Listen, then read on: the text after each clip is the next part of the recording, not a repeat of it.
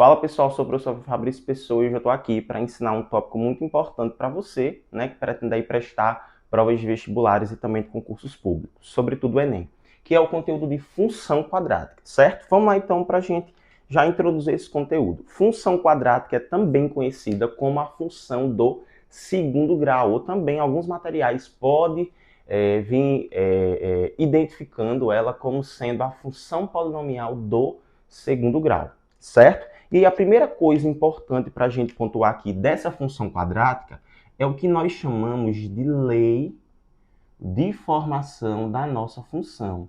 Pessoal, já vou adiantar para vocês. Essa lei de formação, ela vai funcionar do mesmo jeito, né, que funciona ali, por exemplo, na função polinomial do primeiro grau, que é a famosa função afim, a função linear. Ou seja, ela vai ter o papel de caracterizar essa função, ou seja, você vai ter que ter a capacidade de olhar para aquela expressão, identificar qual é o grau dela, ou seja, ó, eu analisei aquela determinada expressão algébrica que me apresentou ali, então eu já consigo perceber que ela é uma função quadrática.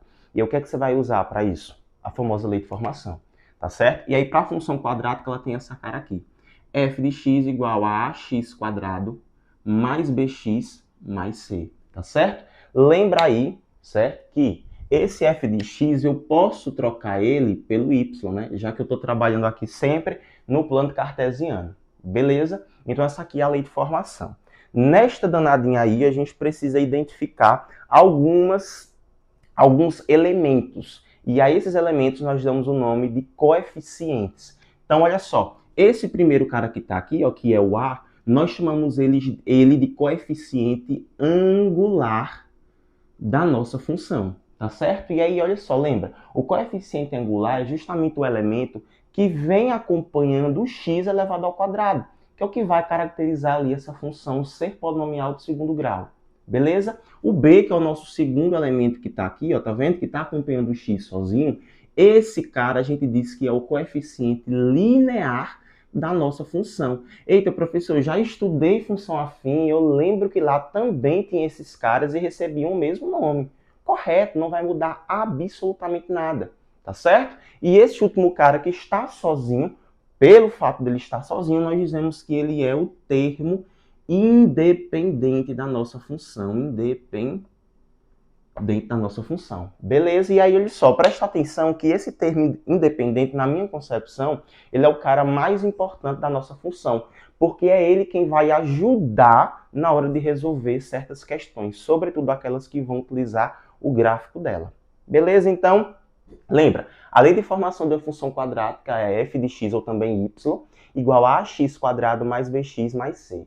O a é o coeficiente angular, o b é o coeficiente linear e o c é o termo independente da nossa função.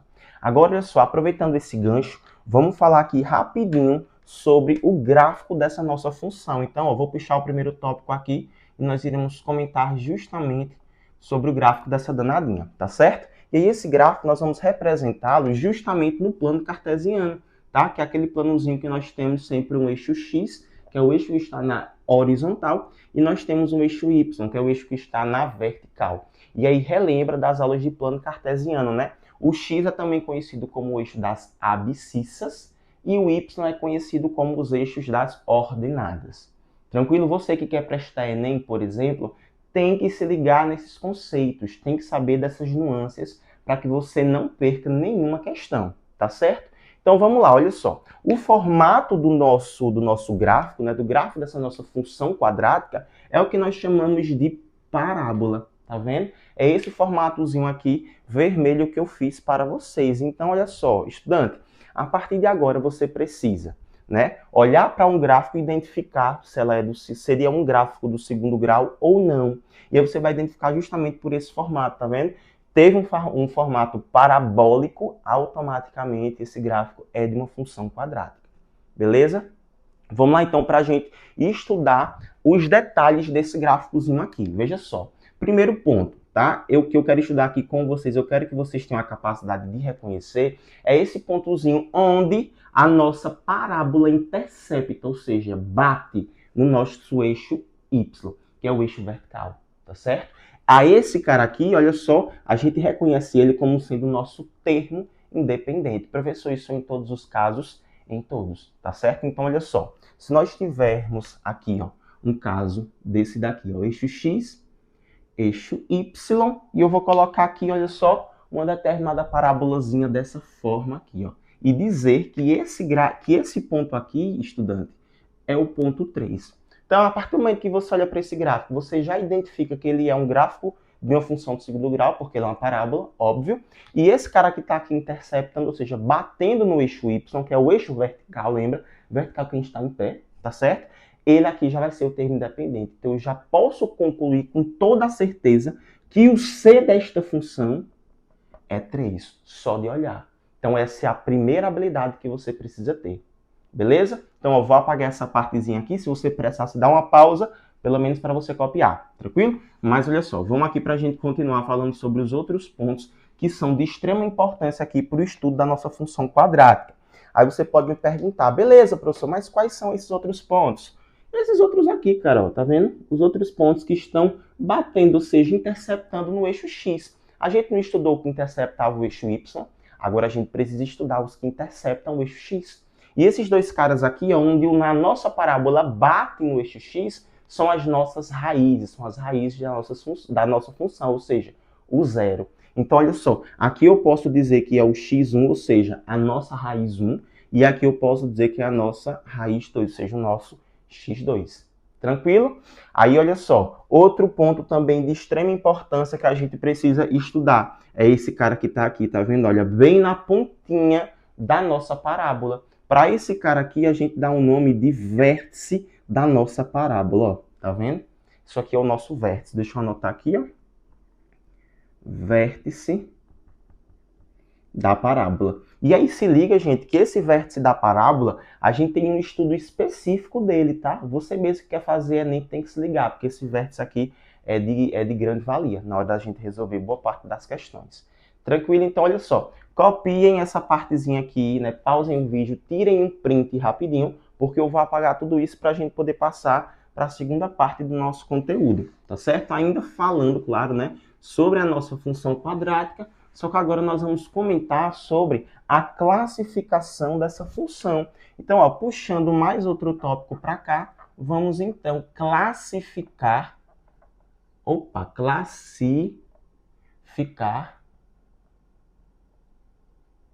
essa funçãozinha, tá certo? Esse polinômio. E olha só, lembra, assim como a nossa função afim, né, essa mesma função ela pode ser classificada como sendo uma função crescente ou uma função decrescente. Vamos então aqui para a gente poder relembrar, olha só. Primeiro vamos falar sobre a função quando ela é crescente, tá certo? Ah, professor, o que é que vai determinar essa função ser crescente? Assim como na nossa função do primeiro grau, é o valor do coeficiente angular, ou seja, o valor do A, tá vendo aqui? Então, olha só, lembra, na função afim, se o A era positivo, ou seja, maior que zero, essa nossa função era classificada como crescente. Aqui é do mesmo jeito. Então, ó, se você vê aqui uma função, certo? Cujo coeficiente angular é positivo, automaticamente essa função ela é crescente. Por exemplo, olha só, vou botar aqui, certo? Um exemplozinho de uma funçãozinha. Se eu dissesse assim, y é igual a 4x² mais 8x menos 9. Você olharia para isso daqui e se perguntaria, tá, qual é o valor de A? Aí você tem que lembrar que o A é o cara que está acompanhando o x elevado ao quadrado. Nesse caso aqui é 4. Ou seja, o 4 é um número positivo, é um número maior que zero. Então eu já posso classificar esta funçãozinha aqui, certo? Como sendo uma função crescente. Beleza? E aí, vejam só, professor, eu preciso identificar essa função crescente aqui apenas na sua expressão? Não, cara, você também precisa ter a capacidade de identificar, de classificar essa função no seu gráfico. Então, olha só, possa ser que a questãozinha traga uma situação assim, veja só, eu tenho um eixo X e tenho um eixo Y, e ele pode te apresentar, olha só, uma coisa mais ou menos assim, ó. Tá vendo? Parábola. Aí, olha só, você tem que ter a capacidade de identificar se esse gráfico ali ele é um gráfico crescente ou se ele é um gráfico decrescente. E aí, você vai olhar para quê? Você vai olhar sempre para concavidade. Professor, o que é que significa concavidade? Concavidade é esse buraco, cara, essa abertura que ele tem aqui, tá vendo? Então, olha só, quando o espaço aberto está para cima, isso implica dizer, a gente pode definir ela como sendo de concavidade para cima. E sempre que a concavidade estiver para cima, essa função ela é crescente, tá vendo? Então, olha só, quando você bota dois pontinhos em cima, se você tem um sorriso, aí essa função aqui ela é classificada como uma função crescente. Então, você olhando para esta criatura aqui, você já pode definir, você já pode classificar, ó, o Azinho dela, que é o coeficiente angular, como sendo positivo, tá certo? Aí, olha só, nessa mesma linha de pensamento, a gente pode aqui fazer, então, agora, a classificação dela como sendo decrescente, que será justamente o inverso de tudo que a gente falou aqui. Então, veja só, se o crescente, o A era positivo, no decrescente, por lógica, óbvio, esse A aqui só resta ser um número negativo, ou seja, um número menor que zero.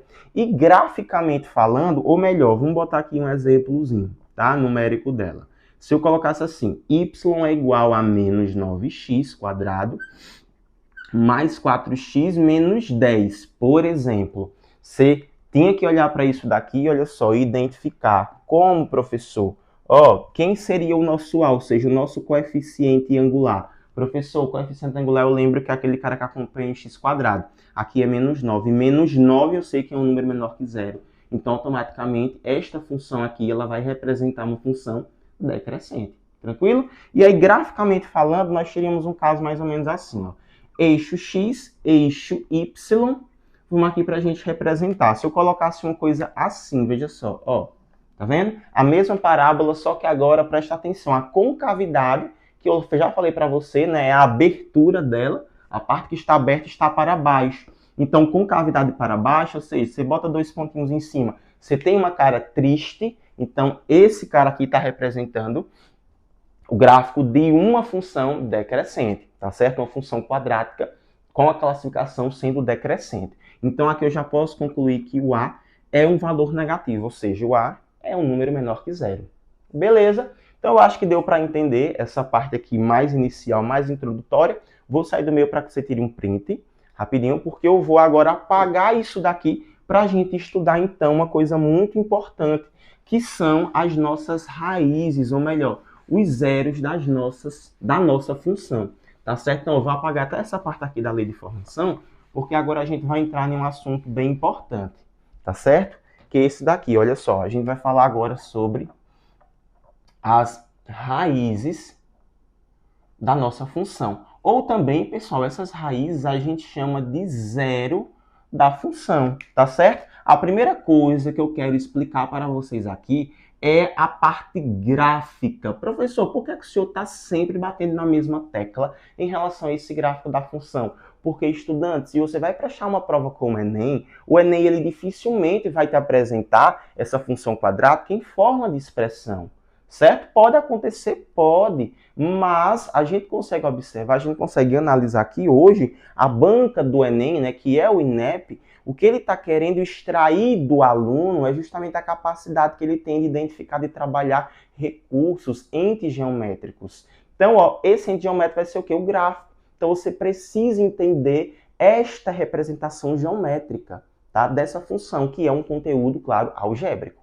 Beleza? Então, vejam só. Ó, eu vou colocar aqui mais ou menos para vocês um gráfico genérico, tá? Porque aqui eu quero que vocês identifiquem junto comigo apenas o que seria as raízes, ou seja, os zeros, beleza? Dessa função. Então, olha só, graficamente falando, as raízes, a gente até já falou lá no início da aula, né? São esses dois pontos, ou também pode ser um ponto, certo? Em que essa função ela intercepta, ou seja, bate no eixo X, que é o eixo que está na horizontal, o eixo das abscissas. Beleza? Então aqui, olha só, graficamente vai ser nada mais, nada menos que isso daqui. Certo? Agora, professor, como é que a gente faz para determinar essa danada aqui algebricamente? A gente lembra o quê? Que a lei de formação de uma função quadrática é essa, né? Y, ou também f de x, igual a ax elevado ao quadrado, mais bx mais c. Quando eu estou falando sobre as raízes ou também o zero da função, eu quero saber qual é o valor de x em que o y dessa função será igual a zero. Porque se vocês notarem, ó, as coordenadas desses dois pontos aqui seriam assim, x1 e 0. E aqui seria x2 e 0. Não é isso? Porque a gente viu isso daqui na aula de plano cartesiano, tá certo? Se você tem dificuldade nisso, volta um pouquinho, certo? As aulas de plano cartesiano para poder dar uma revisada, que isso é muito importante. Então, olha só, aplicando este conhecimento a isso que a gente viu, eu vou encontrar qual é o valor de x para que esse y seja igual a zero. Em poucas palavras, eu vou pegar a expressão igual a zero, acabou. Então, eu vou ter um caso assim, olha só. Ax² mais bx mais c, tudo isso igual a zero, beleza? Agora, olha só, pessoal, cuidado, por quê? Essa função, ela pode ter duas caras, né? Duas classificações. Ela pode ser incompleta, vou botar aqui, ó, incompleta, e ela pode ser uma função completa. E aí, olha só, a forma de resolver, claro, certo? Isso aqui é importante ressaltar. Quando eu tenho, ou seja, o método que eu utilizo para resolver as funções completas, também vai funcionar para incompleta. Mas se você souber como resolver a função incompleta, o processo de resolução fica um pouco mais rápido. Então, por exemplo, ali, para um vestibular, isso conta muito, é de grande valia. Beleza? Vamos lá, então, aqui para a gente poder estudar o primeiro caso, que é da função incompleta, que nós temos dois tipos, tá? A primeira eu já vou botar aqui, olha só, como um determinado exemplo. Vamos supor que eu aplique aqui, que eu tenha x² menos 81 igual a zero, certo? Eu tenho ali aquela função que eu automaticamente já apresentei, né, como sendo uma equação.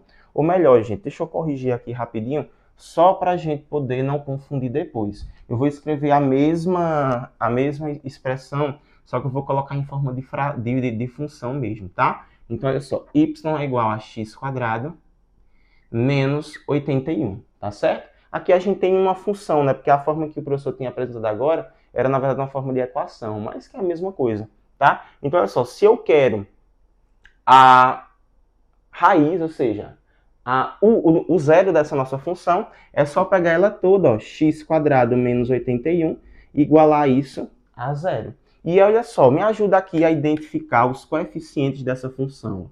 Quem seria o A, ou seja, o coeficiente angular? Professor, o A é quem acompanha o x². Aqui, como não está aparecendo ninguém, na verdade é porque tem um, que é um elemento neutro. Perfeito. Então, o A eu já posso definir aqui como sendo 1. Já o B, lembra, o B é quem acompanha o x. Cuidado para não dizer menos 81, porque isso aqui pode te confundir, tá? Porque lembra, ó, o B é quem acompanha o x. Note que aqui nós não temos ninguém que acompanhe o x. Então, quando ele não aparece, na verdade é porque ele é igual a zero, ele é inexistente. Tá vendo? E, por último, o C, que é o termo independente, o termo que não vem com letra nenhuma, se você for perceber aqui, é o menos 81. Aí lembra que a gente também precisa utilizar o sinal, porque o sinal é a identidade numérica, tá certo? Então, o C aqui fica como sendo menos 81. Então, ó, com isso tudo aqui observado, você consegue perceber que essa forma de resolução é quando você não tem o B. Então, olha só, quando você não tem o B, você não precisa aplicar Bhaskara, né? Que eu acho que já está todo mundo aí meio que pensando, aplica Bhaskara, para aplicar Bhaskara. Mas calma, dá para aplicar Bhaskara? Dá. Mas Bhaskara, muitas vezes, não é a melhor opção, porque vai demorar muito, tá certo? Então, veja só, para esse caso aqui, ó, eu deixo apenas a letra de um lado da igualdade, ou seja, x², e o outro termo que não tem letra, eu mando ele para o outro lado da igualdade, mudando a operação. Então, aqui, se você tem menos 81, ele passa 81 positivo. Tá vendo? Aí agora fica x é igual a 81, e esse quadrado que está aqui, ele passa em forma de raiz quadrada. Tá vendo? Com essa raiz quadrada aqui, extraindo, a gente sabe que a raiz quadrada de 81 tem dois valores. Pode ser uma parte positiva e também uma parte negativa, tá certo? E a raiz quadrada de 81 é 9, ou seja, a nossa primeira raiz é a parte positiva, que é o 9, e a nossa segunda raiz é a parte negativa, que eu vou chamar aqui de menos 9, tá vendo? Então, nós temos duas raízes, beleza? Duas raízes reais, pelo menos, tá certo? Então, olha só, visto essa parte aqui da incompleta, quando nós não temos o B, vamos ver agora quando nós não temos o A. Então, vou ter que apagar aqui, tá, gente? Daqui a pouco eu abro um espaço aqui apenas para completa, tá certo? Então, olha só, apresentando um outro exemplo aqui, eu vou botar esse cara aqui, ó. Y é igual a 4x ao quadrado menos 16x, tudo isso igual a zero. Vamos lá, primeira coisa, se eu quero a raiz, eu vou ter que igualar tudo isso a zero. Eita, já botei zero aqui, gente, desculpa. Ó. Y é igual a 4x quadrado menos 16x. Se eu quero a raiz, eu vou pegar tudo isso, ó, 4x quadrado menos 16x, e vou igualar isso aqui a zero, tá vendo? Quero a ajuda de vocês agora para identificar os meus coeficientes, ou seja, qual é o valor de A, quem é que acompanha x quadrado é o 4, então vou botar aqui o A como sendo 4, o B, que é quem acompanha o x sozinho, notem que quem está acompanhando o x agora é o menos 16, e o termo independente que é o C, tá certo? Que é quem está sozinho. Note que você não tem, você só tem do outro lado zero, então automaticamente se ele não está aparecendo é zero. Ou seja, essa daqui é a função incompleta do segundo grau, quando você não tem um termo independente. E aí nós temos uma outra forma de resolver, tá, gente? Tem que se ligar em relação a isso daqui. Beleza? Então, olha só o que a gente vai fazer. Note que esse primeiro termo, que é o 4x quadrado, e esse segundo termo, que é o 16x, o que eles dois têm em comum é o x, tá certo? Então, isso implica dizer que se eles têm o x em comum, eu posso colocar o x em evidência. Então, olha só, colocando o x em evidência aqui, eu vou ficar com 4x menos 16, tá vendo? Colocando tudo isso em evidência igual a zero. Aí aqui agora eu tenho um produto. Gente, sempre que eu tenho um produto de duas coisas dando zero, ou a primeira, ou seja, ou x tem que ser igual a zero, ou então a segunda, que é isso aqui, 4x menos 16, 4x menos 16, tem que ser igual a zero, tá vendo? O x igual a zero já está aqui, ó, resolvido, tá? Professor, mas a raiz pode ser zero? Pode. A raiz pode ser zero, a raiz pode ser um número não exato, a raiz pode ser um número negativo, pode ser um número fracionário e assim por diante. Tá certo? Inclusive, pode até mesmo ser um número imaginário. A gente vai ver isso aqui, né, no decorrer do nosso curso. Agora, aqui a gente tem, resolvendo isso aqui como uma função do primeiro grau, deixa a letra de um lado que não tem, passa para o outro. O 16 é negativo, o 16 ele passa positivo. Deixando só o x de um lado da igualdade e o 4 que está multiplicando, esse 4 passa dividindo. E 16 dividido para 4 é igual a 4. Tá vendo, gente? Então, aqui, ó, eu tenho que a minha primeira raiz é 0, a segunda raiz é 4. Tá vendo? Isso para funções incompletas. Notem que fazendo por esse método é mais rápido, porque você não vai precisar aplicar Bhaskara, tá certo? Então, vou sair da frente, você vai tirar um print disso daí, eu vou apagar e a gente agora vai falar sobre a resolução de equações completas, ou melhor, aquelas funçõezinhas que a gente tem todos os coeficientes angulares, ou no caso, todos os coeficientes, tá certo? Então, vejam só. Primeiro, vou botar aqui ó, um determinado exemplo, tá bom? Então, olha só, vou botar esse exemplo aqui que é o mais clássico na minha concepção. Y é igual a x quadrado mais 2x mais 1. Beleza? Vamos lá, então, para a gente resolver isso daqui. Notem que agora eu vou ter todos os coeficientes, tá? Porque, olha só, o valor de A, se você perceber aqui, ó, se não está aparecendo ninguém, isso na verdade é 1. Então, o A é 1, o B, que é o cara que está acompanhando o X, é o 2, e o C, que é o termo independente, é o 1, tá certo? Pronto, tendo isso daqui, gente, toda vez que você tiver uma função quadrática completa e você quiser determinar as raízes ou então os zeros dela, né, você vai aplicar a famosa fórmula de Bhaskara, tá certo? Eu vou botar aqui, ó. Opa, ou melhor, já vou botar logo Bhaskara direto, que é a mesma coisa, tá, gente? O famoso Bhaskara, tá? Para aplicar Bhaskara, gente, primeiro nós temos que determinar o discriminante, que nós também chamamos ele de delta. E o delta vai ser isso daqui, ó, gente. É o b quadrado menos 4 que multiplica o a, que multiplica o c. Algumas pessoas podem estar me perguntando, professor, quem é esse b, quem é esse a, quem é esse c? Esses caras são os coeficientes, tá vendo, da nossa função. E por último, né, que é o último passo, a gente tem que aplicar de fato a fórmula de Bhaskara, que diz que é assim, ó. X é igual a menos b, mais ou menos a raiz quadrada de delta, que foi o que nós encontramos lá em cima, dividido por 2 vezes o a. Tá vendo? Aplicando essas duas expressõezinhas, essas duas fórmulas, a gente já consegue resolver. Então vamos lá para a gente aplicar nesse caso aqui, tá? Primeiro, ó, eu gosto muito de fazer as coisas assim, tá, gente? Por pedaços, porque eu sinto que a gente acaba errando menos, beleza? Mas se você quiser fazer direto, pode fazer também, tá? Então, olha só, no primeiro caso eu vou aplicar o Bhaskara, né? E o Bhaskara, para você que está começando a estudar agora, uma dica é sempre anotar todas as expressões. A gente às vezes fala, porque a matemática tem muita fórmula, a física também tem muita fórmula. E, na verdade, gente, essas fórmulas elas vêm justamente para ajudar a nossa resolução. Então, se você faz muito exercício, isso aqui nunca será problema, tá? Então, vamos lá. No lugar do B aqui, eu vou colocar justamente quem é o B da nossa equação, tá? Da nossa função, que é 2, então fica 2 ao quadrado, menos quadro que multiplica o A. O nosso A aqui, nesse caso, é 1, vezes o nosso C, que também é 1. Portanto, gente, o nosso delta fica sendo 2 ao quadrado é 2 vezes 2, que dá 4.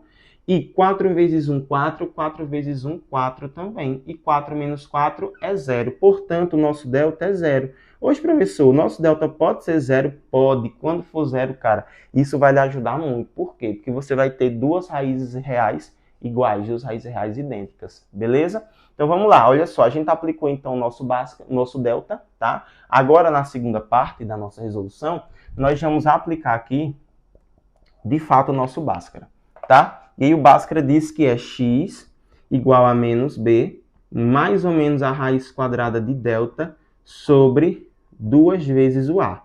Vamos lá então para a gente fazer agora a substituição. Menos b, o b é 2, fica menos 2. Mais ou menos raiz de delta. O delta aqui para a gente em cima deu 0, tá vendo? Só substitui. Sobre 2 vezes o a. Então fica 2 vezes o a é 1. Resolvendo isso aqui, ficaremos com menos 2, mais ou menos raiz de 0. Gente, a raiz de 0 é ele mesmo, ó, tá vendo? Porque 0 vezes 0 é 0. E 2 vezes 1 é 2. Então vamos lá, ó. A nossa primeira raiz, nós vamos utilizar o valor positivo. Então fica menos 2 mais 0, tudo isso sobre 2. Gente, menos 2 mais 0. Você não está adicionando nada, então fica o próprio menos 2. E menos 2 dividido por 2 dá menos 1. Tá vendo? Primeira raiz resolvida. A nossa segunda raiz, que eu vou chamar de x2, ou também x duas linhas, fica assim, menos 2, nota, no primeiro valor eu usei o valor positivo, tá? O sinal positivo. Agora eu vou usar o sinal negativo, então fica menos 2 menos 0, sobre 2. Gente, 0, você não está subtraindo nada, então fica o próprio menos 2. E menos 2 sobre 2 também dá menos 1. Tá vendo que eu já tinha falado? Duas raízes reais idênticas, duas raízes reais iguais. Isso é muito comum, tá? Então, a nossa solução, nós poderíamos dizer que é, ó, simplesmente o menos 1. Tá certo? Isso aqui é a solução da nossa equação do segundo grau. Ficou meio cortadinho aqui, mas, enfim, o que importa de fato é essa nossa resolução final. Tá certo? Então, vejam só, essa parte aqui das nossas funções, eu espero que você tenha entendido, tá? Faça a lista, né, de questões que eu vou deixar disponível para vocês. E agora a gente vai estudar a última parte da função quadrática, beleza? Deixa eu tirar isso aqui, ó, rapidinho. E agora nós veremos a quantidade, ou melhor, o número de raízes, que isso aqui também é importante para você que quer prestar um vestibular aí, tá certo? Sobretudo, Enem. Vou botar aqui então, ó, o número de raízes. Cursozinho, gente, completo, tá? Para você que de fato já está estudando para um vestibular. Lembrando que você que está estudando para a escola, por exemplo, nessa aula talvez esteja muito, como é que eu vou dizer? Muito completa, né? Até completa demais, muito avançada, melhor dizendo, tá? Então, caso você queira, eu posso fazer todos esses tópicos aqui, né? Eles bem separadinhos para a galera que está estudando para a escola. Mas para quem está estudando para vestibular e para concurso público, tá mais do que perfeito, né? Porque você vê tudo em uma aula só. Então vamos lá, olha só, gente. O número de raízes que a nossa função ela terá vai depender justamente, olha só, do valor do discriminante, que é o famoso valor do delta, tá vendo? Então, a quantidade de raízes que nós teremos. Professor, não entendi. Ó, nós temos 3 situações. A primeira situação, gente, é quando o delta ele é um valor positivo, ou seja, quando ele é maior que 0. Toda vez que delta for um número positivo, nós teremos duas raízes distintas. Tá vendo? Duas raízes distintas. Isso quando o delta for maior que zero. Agora, na segunda situação, nós temos quando o delta é menor... quando o delta é menor que zero. Gente, quando o delta é um número negativo, nós não temos nenhuma, vou botar aqui, ó, nenhuma raiz real. Cuidado, que aqui a gente está trabalhando com raízes reais. Tá? Quando a gente for estudar, por exemplo, o conjunto dos números complexos, a gente vê que isso vai existir. Mas agora, trabalhando no conjunto dos números reais, nós não temos nenhuma raiz, tá certo? Quando o nosso discriminante é menor que zero, ou seja, é um número negativo. E por último, que é o nosso terceiro caso, é quando o nosso delta ele é exatamente igual a zero. Quando o nosso delta é igual a zero, nós dizemos que nós temos apenas uma raiz real. Ou também, dependendo da tua referência, certo? Da referência bibliográfica que você vai utilizar, a gente pode dizer que há duas raízes iguais. Então, ó, falar que é uma única raiz está correto e dizer que são duas raízes reais também está correto. Mas aí você precisa, você que vai prestar Enem, certo? Sempre olha para essa segunda situação, ó, duas raízes reais iguais, tá certo? Que é normalmente como eles vão falar lá na nossa questão. Beleza? Então, olha só, professor, vai interessar para a gente apenas essa parte algébrica novamente? Não, porque as provas, eles não querem mais saber se o aluno está entendendo da álgebra. Ele quer também que o aluno entenda aquele conceito geometricamente falando, ou seja, jogando aquilo ali no que nós conhecemos como gráfico, tá certo? Então aqui, olha só, nós temos o eixo Y e nós temos o eixo X, tá certo? Vamos estudar primeiro essa situação, quando delta é maior que zero. Gente, quando delta é maior que zero, deixa eu até fazer aqui, gente, um desenho menor, tá? Para caber todos os casos, beleza? Então, olha só, quando nós temos um delta que ele é um número positivo, ou seja, um número maior que zero, nós teremos um caso mais ou menos assim, ó, gente, deixa eu botar aqui, tá? Ó, tá vendo? Você vai ter esse gráfico, ou seja, essa parábola aqui, batendo em dois pontos do nosso gráfico. Então, quando você tem isso daqui, você já pode concluir que o delta é um número maior que zero. Agora, na segunda situação, que é a mais polêmica, né, você vai ter um caso mais ou menos assim, ó, o eixo X, o eixo Y, e você vai ter ele, ó, essa nossa parábola, ela flutuando, tá vendo? Então, se você for perceber, no eixo X, nós não temos nenhum ponto em comum. Então, se nós não temos nenhum ponto em comum, podemos concluir que o nosso delta é um número negativo, ou seja, um número menor que zero. Por último, na nossa terceira situação, nós temos um caso mais ou menos assim.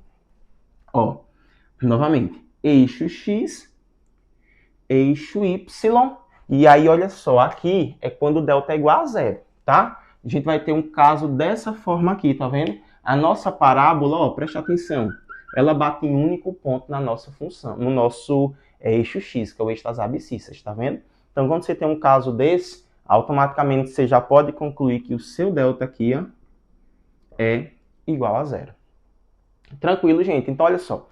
A parte teórica é isso, beleza? Eu vou disponibilizar uma outra aula agora para vocês, certo? Inclusive já vai estar linkada aqui na descrição do vídeo. E para você que é meu aluno aí do curso preparatório para matemática do Enem, né? Eu vou colocar já no Classroom também o link da próxima aula abaixo, que é a aula de fato que a gente vai fazer os nossos exercícios. Tranquilo? Então por hoje é só, vou sair da frente para que você tire um print dessas informações. E na nossa próxima aula a gente trabalha essas questões, né, aplicadas no vestibular de fato, e eu espero aí que essa aula tenha sido muito útil para você, certo? E convido aí, claro, a me ajudar se inscrevendo no meu canal, também favoritando esse vídeo para você ajudar para que ele chegue mais pessoas, né, para que eles tenham acesso ao material muito mais completo e mais resumido, mais enxuto, que isso é bem interessante. Também convido você, né, a conhecer o meu Instagram profissional, que é o @pro Fabrício Pessoa, tá certo? Lá, pessoal, eu sempre estou postando algumas dicas em relação a conteúdos. Você, por exemplo, que foca no Enem, lá também eu posto alguns materiais relacionados à física também. Posso tirar dúvidas caso você fale comigo pelo direct, né? Eu sempre estou ali interagindo ao máximo com o pessoal que fala comigo. Tranquilo? Então é isso, um beijo enorme no seu coração, uma boa sorte na sua preparação, uma boa sorte na sua prova e eu estou torcendo por você. É isso, até a próxima. Tchau, tchau. Valeu.